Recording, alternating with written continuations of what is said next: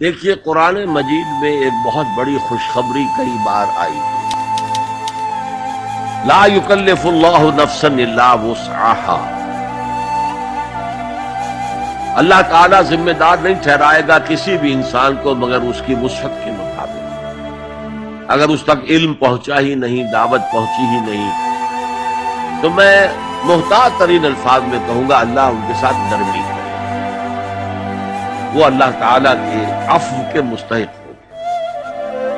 البتہ اگر کسی کو دعوت پہنچا دی گئی، پڑھا لکھا انسان ہے، قرآن بھی پڑھ لیا اس نے، اور پھر بھی وہ ایمان نہیں لایا، تو وہ کافر ہے، اس کے لیے پھر آخرت میں عذاب ہے۔ اللہ تعالیٰ کا اپنے خلق سے محبت کا معاملہ یہ ہے کہ اللہ کہتا ہے کہ میں نے اپنی رحمت کے 100 حصے کیے، ایک حصہ تمام مخلوقات میں تقسیم کر دیا۔ حیوانات میں بھی ماں کو اپنے بچڑے سے جو محبت ہوتی ہے وہ بھی اس ایک حصہ رحمت کا ظہور ہے۔ انسانوں میں بھی آپس میں جو محبت ہے وہ 1% رحمت کا ظہور ہے، 99 حصے میرے پاس ہے۔ لہذا اللہ تعالیٰ کو الخلق و عیال اللہ، تمام مخلوق اللہ کے کنبے کے مالک۔ اللہ کو انسانوں سے بہت محبت ہے، ودود ہے۔ ودود کہتے ہیں جس بہت ہی محبت کرنے والا۔ ہاں غلط کام کرو گے تو سزا بھی دے گا، دونوں شانیں بیک وقت سامنے رکھنی چاہیے۔ اگر آپ زیادہ اس کی غفاری پر دھوکہ کھا گئے تو بھی مارے جائیں گے، اور اگر اس کی مغفرت سے مایوس ہو گئے تب بھی مارے جائیں گے، اس لیے کہ مایوسی کفر ہے۔ مایوسی کے بعد قوا جواب دے جاتے ہیں، ہمت ختم ہو جاتی ہے، عمل کا جذبہ باقی نہیں رہتا۔ خوف بھی ہو اللہ پکڑے گا، اللہ پوچھے گا، اللہ کی سزا ہے، اور امید بھی ہو اللہ غفار ہے، غفور ہے، رحیم ہے، ستار ہے۔ یہ دونوں کیفیت کے ساتھ ساتھ ہو گئے، ورنہ اگر ایک کیفیت کا غلبہ ہو گیا تو یہ دونوں کیفیتیں جو ہے علیحدہ علیحدہ مہلک ہو جائیں۔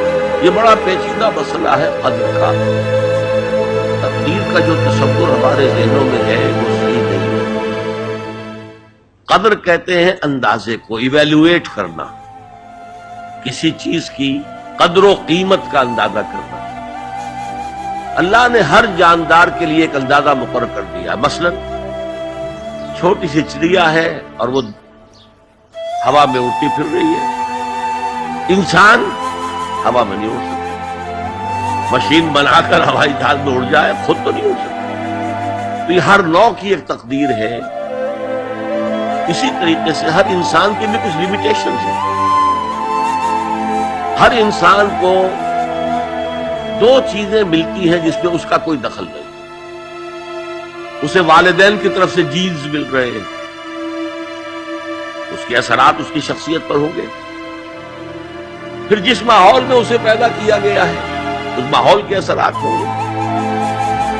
ان دونوں سے مل کر شاکلہ بنتا ہے۔ قرآن مجید نے شاکلہ کہا ہے۔ شاکلہ کہتے ہیں پیٹرن۔ آپ نے لوہے سے کوئی چیز ڈھالنی ہے تو پہلے لکڑی کا پاٹرن بناتے ہیں، ہمارے مصری لوگ پاٹرن کہتے ہیں اس کو، اسے آپ پیٹرن سمجھیے، تاکہ اس میں آپ نے لوہا پگھلا کر ڈالا تو اسی کے مطابق ڈل گیا۔ تو ہر انسان کا ایک پیٹرن ہے جو اس کے جینز سے اور اس کے انوائرمنٹ سے بنا ہے، اور ہر انسان کا محاسبہ اسی اعتبار سے ہوگا۔ اگر کسی کے شاکلہ میں 100% نیکی کا اللہ تعالیٰ نے صلاحیت رکھی تھی اور اس نے 40% کیے، وہ مارا گیا۔ جس کے اندر رکھی ہی 50% تھی، اس نے 40% کر لیا، کامیاب ہو جائے گا۔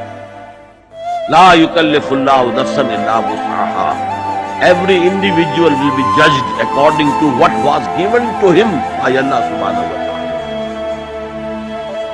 لیکن تقدیر کا مطلب یہ نہیں ہے that we are bound to do something. No, there is no predestination. It's only pre-knowledge.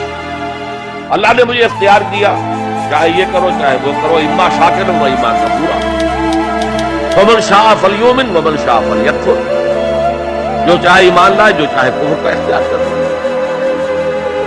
لیکن اللہ کو معلوم ہے کہ تم کیا کرو گے، یہ پری نالج ہے اللہ کا۔ प्री डेस्टिनेशन नहीं है, अल्लाह ने मजबूर नहीं किया है।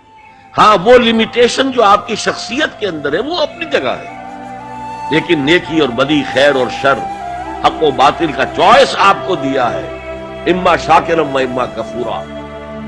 और फमन शाअ फलयुमिन वमन शाअ फलयकफुर। This free will is with you and you will be एडजज्ड on the basis of this free will. अलबत्ता कितनी नेकी तुम कर सकते थे उतनी कर ली, कामयाब, चाहे वो मिकदार में कम हो।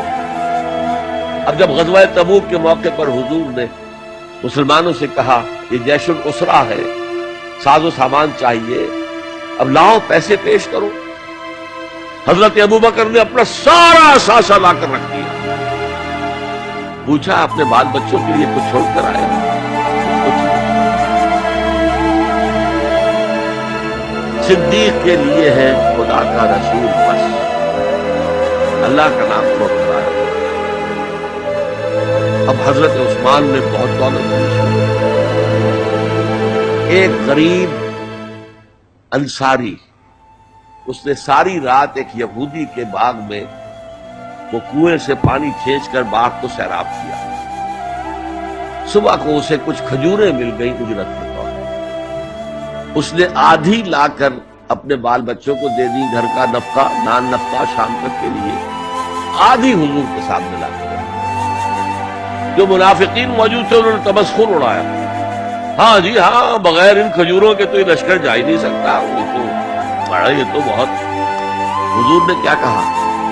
इन खजूरों को इस पूरे ढेर के ऊपर फैला दो, अल्लाह की निगाह में ये इस पूरे ढेर से ज्यादा भारी है। तो आप जो कुछ कर सकते हैं कीजिए। अल्लाह ताला की लाठी अंधे की लाठी नहीं है जो बराबर चले सब पर, बल्कि एवरी इंडिविजुअल उसके अलग अलग हिसाब है। अल्लाह का कंप्यूटर बहुत बड़ा है, बहुत बड़ा है, बहुत बड़ा है। तो हर एक की कद्र कीमत का तायुन करें।